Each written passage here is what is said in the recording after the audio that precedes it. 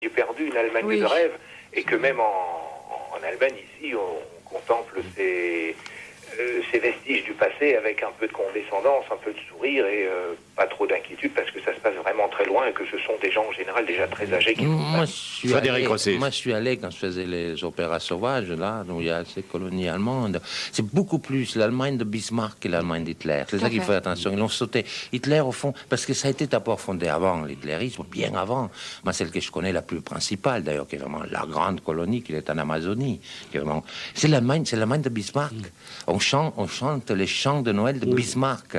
C'est l'Allemagne, et l'Allemagne de Bismarck, contrairement à ce qu'on croit, c'est qu'on connaît très peu de choses, c'était une Allemagne très sociale.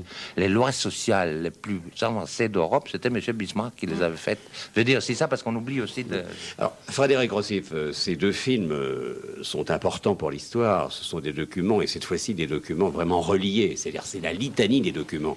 Et en les regardant, je pensais à tous les révisionnistes qui disent les camps de concentration n'ont pas existé, les chambres à gaz n'ont pas existé. Je voudrais savoir comment ils réagissent devant des images comme celle-là, parce que là, c'est le témoignage ardent, c'est le témoignage cruel, c'est le témoignage féroce. Vous savez, cher Chancel, moi, j'ai fait ces films un peu pour ça. Et vous voyez, c'est toujours difficile de parler des films qu'on fait, de parler de soi-même. Moi, je suis yougoslave, je suis même monténégrin, et nous avons perdu... Nous avons perdu, nous, au fond, un petit peuple, on a quand même perdu 40% de notre ethnie. Moi, j'ai vu tous mes parents fusillés. Enfin, on n'en parle jamais parce que c'est beau d'en parler. Mais ça m'avait beaucoup gêné, les révisionnistes. Ça m'avait beaucoup gêné, pas parce qu'ils disaient que c'était pas vrai, mais parce que ça me paraissait toujours l'oblitération de la vérité. À Nuremberg, on avait tout dit. Et actuellement, nous vivons dans une perte de mémoire étonnante qui tient à la multiplication des moyens d'information. Plus on est informé, moins on a de mémoire. Plus on a des moyens d'information, moins le souvenir de la lecture reste. Et c'est important de ces idées-là que j'ai voulu construire ces films, de dire aussi un hommage, un fragment d'hommage à la mémoire. Moi, je crois que c'est le devoir de télévision, la gloire de télévision, pas pour moi seulement, pas avec moi, mais avec beaucoup d'autres, de faire de ces grands monuments à la mémoire afin qu'on aille, comme au Moyen-Âge, certains couvents où il reste le livre où il a écrit quelque chose, pas de subjectif, mais quelque chose pour témoigner. C'est parce qu'à Nuremberg, on avait tout dit. D'ailleurs, dans le procès, ils la mettent. Ils la mettent les 80 000 morts. Ils la mettent Babillard. Ils la mettent tout. Il faudrait peut-être projeter ce film à M. Forisson chaque matin au petit déjeuner, les dernières 5 minutes. Mais c'était pas tellement contre Forisson, parce que Forisson, ça veut dire... Forisson, je pense que c'est quelqu'un qu'il faudrait surtout pas en parler. Ça, c'est la meilleure des choses. Que là, c'est toujours aussi le défaut de la...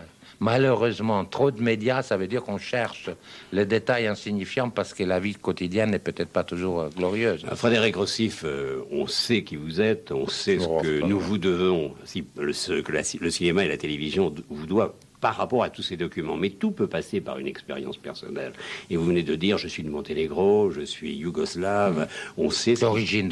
On sait ce qui se passe dans ces pays-là aussi. Comment on le vit, tout cela? Est-ce aujourd'hui une transformation du monde qui mériterait le grand film? Ça m'est difficile de vous répondre pour la simple raison que d'abord, je me suis parti à 5 ans de Monténégro, donc vous savez, on est latin, je suis plutôt franco-italien, si j'ose dire. Mais comment on vit, vous savez, là aussi, c'est pas du tout, on ne faut pas refaire l'histoire. Enfin, moi, j'aime beaucoup la Russie, j'y vais souvent, j'ai tourné des films d'animaux depuis des années. J'ai tourné en Sibérie il y a 30 ans, la chasse aux tigres. Donc, c'est un pays que j'aime beaucoup, même, je veux dire, comme hospitalité, une fois qu'on est en filière et il se respecte du créateur, même pour petit que vous soyez. La Russie, il faut toujours... Moi, je voudrais sûrement dire à tous les spécialistes de la Russie, disent « Ah, ça va mal, etc. » Une grande phrase de Dostoïevski qui est très belle, qui dit « L'âme russe sur l'agonie de Jésus. » Il dit, Dostoïevski, il dit « Nous sommes un peuple porteur de Dieu. Les autres peuples, ils le reçoivent chez eux. Nous le portons. » C'est-à-dire que nous avons besoin d'être toujours en état de tragédie. Nous le cachons parfois. Les Russes sont un peuple très, très apte, malheureusement, aux longues souffrances. Et parfois, je me demande même s'il ne fait pas partie de leur musique. Ils supporteront ça. Ils peuvent très bien faire les changements qu'aucun autre peuple faut changer. Et il faut tenir compte de cette donnée spécifique slave, cette longue habitude à la souffrance, au travail, à remonter de la nuit pour venir vers l'aube. Alors, deux témoignages, celui du réalisateur, du metteur en scène, et celui de Marenberg, par rapport à ces deux films. Lorsqu'on les a vus, on peut se poser la question... Faut-il la réunification de l'Allemagne? C'est le grand sujet. Vous avez travaillé, Frédéric Rossif. Alors, comment réagissez-vous? Oh, moi, ça me paraît, vous savez, que la réunification d'Allemagne, ça aussi, les mots, vous savez la différence entre les mots et les significations des mots, les mots et les choses, justement. L'Allemagne, elle est réunifiée du moment qu'elle parle la même langue. Elle est aussi déjà réunifiée du moment qu'ils lisent tous de la même manière. Ce n'est pas tout à fait vrai, Frédéric Rossi. Il y a quand même eu pendant des années le mur avec une même langue. Non, mais la langue, le fait de pouvoir lire tous les deux Goethe dans la même langue, ça compte aussi beaucoup. C'est-à-dire que la réunification, c'est pas seulement de casser un mur, de mettre ça. Et puis la réunification, c'est à eux à la faire. Oui. C'est à eux à la sentir. C'est à eux à sentir jusqu'où il faut aller, où est-ce qu'il faut pas aller. Moi, je crois pas qu'il faut pas en faire un cas d'espèce. Ils viendront pas. Mais depuis, hier soir, on a dit une chose très intelligente que moi, je me souviens. Moi, ça m'a toujours paru un peu étonnant. L'Allemagne, la grande Allemagne, a été réunifiée très peu. Les États allemands ont toujours été très fédéraux. Le roi de Bavière, qui est Ludwig der Zweiter, qui est un personnage merveilleux, qui fait en même temps Wagner qu'elle lui-même, il était roi de Bavière il y a 150 ans, enfin il y a 2 siècles. C'est Bismarck qui a réunifié l'Allemagne. L'Allemagne a toujours été extrêmement libre d'une par rapport aux autres. Donc c'est pour ça qu'on ne sait pas la forme qu'il va prendre. Je ne crois pas qu'il faut en faire un querelle, querelle politique. Le sentiment d'une Allemande. Marenberg. Et d'une Réunification Allemagne ou pas née après la guerre. Moi, je crois qu'il ne faut pas marcher plus vite que la musique. C'est aux Allemands de l'Est qui ont, sans une bavure, sans une goutte de sang, acquis les libertés toutes nouvelles. C'est à eux d'y décider ce qu'ils veulent faire. Et c'est à nous, aux gens de l'Ouest, de les écouter d'abord et de voir dans combien de temps et par quels moyens eux, ils veulent la réunification ou l'unification sous un toit de l'Europe ou pas. Et ça, je crois que c'est très important. Il n'y a pas d'Europe sans l'Allemagne. Et il n'y a pas, encore une fois, il ne peut pas avoir la solution à la question Allemagne sans une Europe, sans les États-Unis d'Europe. Mais Marenberg, vous êtes né en 1946, vous êtes allemande, vous êtes né avec les deux Allemagne. Disons, vous avez vécu avec les deux Allemagnes. Et j'ai même vécu à Berlin au moment où le mur s'est construit. Mais votre sentiment profond. Mais je suis folle de joie. Il y a un tel espoir, il y a une telle liberté là subitement. C'est magnifique. Je veux dire, c'est l'événement le plus heureux qui nous soit arrivé depuis la fin de la guerre. Tous les espoirs sont permis. Alors réjouissons-nous, surtout dans un pays des droits de liberté de l'homme qui fête le bicentenaire cette année. Surtout vous qui, il y a quelques heures, avez failli rester de l'autre côté du mur. Non, moi j'étais installée avec mes parents à l'ouest, à Berlin-Ouest. Mes maman est médecin et elle avait des patients, donc on allait fréquemment avant le mur d'une partie à l'autre. Et donc on a été profondément affectés. Et la semaine dernière, j'ai chanté toute la semaine à Paris. Autrement, vous pensez bien que je serais allée danser avec mes amis sur le mur de Berlin. Ah ben je pars la semaine prochaine, oui. Gérard Cher, la réunification, c'est le grand mot. La réunification, c'est le grand mot, mais je crois que c'est un faux problème. Ce qui a eu lieu et qui est extrêmement important et qui, je crois, ne souffrira aucun retour en arrière, c'est qu'il y a eu la réunification des Allemands. Puisque rappelons-nous les faits, le soir à 19h, M. Schabowski, qui est en fait le numéro 2 du parti en Allemagne de l'Est, annonçait que la liberté des voyages était acquise. Et ça a été... On a senti que les Allemands de l'Est étaient abasourdis. Ils n'y croyaient pas. Et vers 10h, quand ça a été confirmé par la radio, quand ça a été confirmé par la télé, les gens se sont précipités sur le mur au point que les douaniers d'Allemagne de l'Est ont été submergés et ils ont laissé passer tout le monde. Il fallait théoriquement un visa, il fallait une pièce d'identité. Non, ils ont laissé sortir absolument tout le monde. Et ce qui s'est produit, c'est donc la réunification des Allemands. Et je pense qu'à l'étranger, surtout, on raisonne, quand on parle de réunification, en termes géopolitiques, en termes de pays, ce qui n'est... Ça ne s'impose pas. Ça ne s'impose pas même dans la constitution d'Allemagne de l'Ouest où on parle de réunification. Il n'est pas précisé que ça doit être la réunification d'un pays. Le texte dit le peuple allemand dans son ensemble, disposant librement de lui-même, reste convié à parachever l'unité et la liberté de l'Allemagne. L'unité de l'Allemagne, ça peut très bien être 2 pays. Et on parle de plus en plus d'une confédération entre 2 États souverains qui auraient des systèmes... politiques et économiques différents, mais qui seraient complètement perméables l'un à l'autre. Et j'ai été frappé, moi, quand j'ai assisté à la grande manifestation du samedi à Berlin, où il y avait plus d'1 million de personnes dans les rues, il y avait 26 orateurs. dont aucun n'a parlé de réunification. Absolument. N'importe aux Allemands, c'est de se retrouver, c'est de retrouver leurs cousins qui sont de l'autre côté, c'est de retrouver leurs parents, leurs amis, Oui. dont ils sont séparés depuis 20 ans. Voilà l'important. Et je pense qu'à l'étranger, et c'est vrai surtout dans les pays qui ont été en guerre contre l'Allemagne, on raisonne trop en termes de géopolitique. Et de toute manière, c'est l'affaire de l'Allemagne. Et on revient aux deux films d'hier et d'avant-hier. Et j'ai été frappé hier soir après le film. J'ai posé quelques questions comme ça tout de suite. J'ai dit, quelles questions souhaiteriez-vous poser si Frédéric Rossif était près de vous? Et la réponse qui m'a été donnée est celle-ci. Ce film est d'évidence. Il n'y a pas de questions à poser, tout est dit.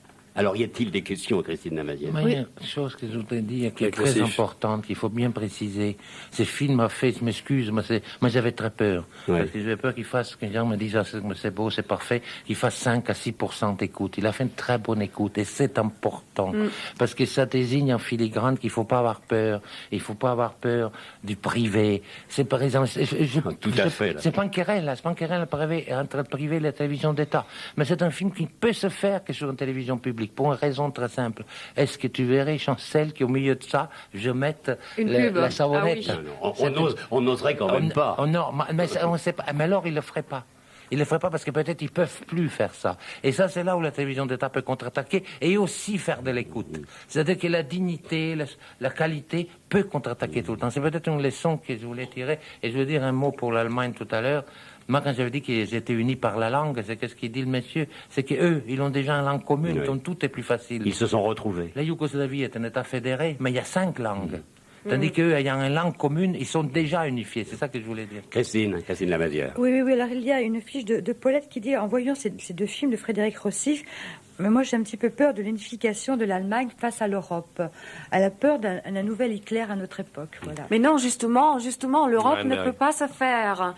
L'Europe ne peut pas se faire sans l'Allemagne. C'est-à-dire, mais il faut quand même savoir que l'Europe a été aussi séparée à la fin de la guerre. C'est pas seulement l'Allemagne qui a été coupée en deux, en une partie ouest et une partie est, mais c'est toute l'Europe entière. Donc, du moment où les deux Allemagnes retrouveront une forme, peut-être justement en confédération, ce qui me semble effectivement l'idée peut-être la meilleure à retenir. Donc ça servira à l'Europe en même temps. C'est très très important ça. Une autre question de Marie de Toulouse. Est-ce que Hitler aurait pu obtenir le même résultat avec un autre peuple? Est-ce qu'on aurait pu avoir un Hitler par exemple en France? Le Duce et Franco et les autres dictatures. Enfin, je veux dire, c'est quand même pas uniquement l'apanage du peuple allemand d'avoir été fanatique. Ce sont les circonstances, c'est les circonstances, c'est les Absolument. Et depuis, il y a une chose qui a été le chômage, le traité de Versailles. Un peuple qui a été absous de toutes ces horreurs qui sont bien plus grandes que les horreurs allemandes. Si un jour on devait en faire une histoire, moi j'essaie de la faire, c'est les Japonais. Les Japonais ont fait des camps de concentration bien plus durs que les Allemands. Les Japonais ont coupé des têtes de prisonniers de guerre. Frédéric, récemment, ce qui a pu se passer au Cambodge et qui pourrait recommencer demain. Non, mais les Japonais ont été guéris par Hiroshima. Hiroshima, ça a été le grand voile sur lequel on y a tout pardonné. Et à propos de l'horreur, et c'est encore un peu du film d'hier, j'espère que nous avons le document maintenant, il est difficile, après tout cela, de porter encore le nom d'homme.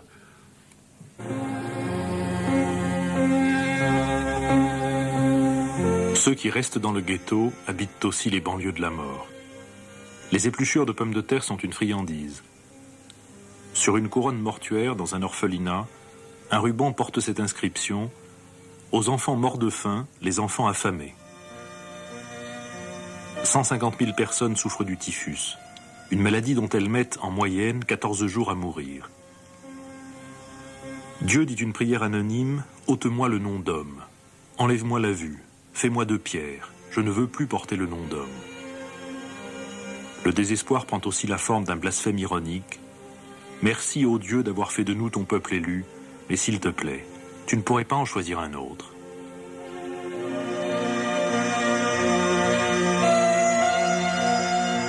D'autres questions, Christine Lamazière? Paraît-il qu'en Allemagne, en RFA, il existe un organisme qui s'appelle, je n'ai pas bien le dire en allemand, vous le direz, je vous le montrerai, marraine, qui aide les anciens hitlériens. Tenez, regardez le nom. Ah oui, Voilà, ça c'est, pardon, Non, mais ça s'appelle die existe. Hilfe Existe. auf Gegenseitigkeit. Voilà. Oui, c'est-à-dire que bon, entre les anciens nazis et les néo-nazis, encore une fois, il faut vraiment essayer de lutter aujourd'hui. Et tout à l'heure, j'ai dit que ce film devrait être projeté. Moi, je pense surtout au monsieur qui a traité toute cette question juive de détail en France.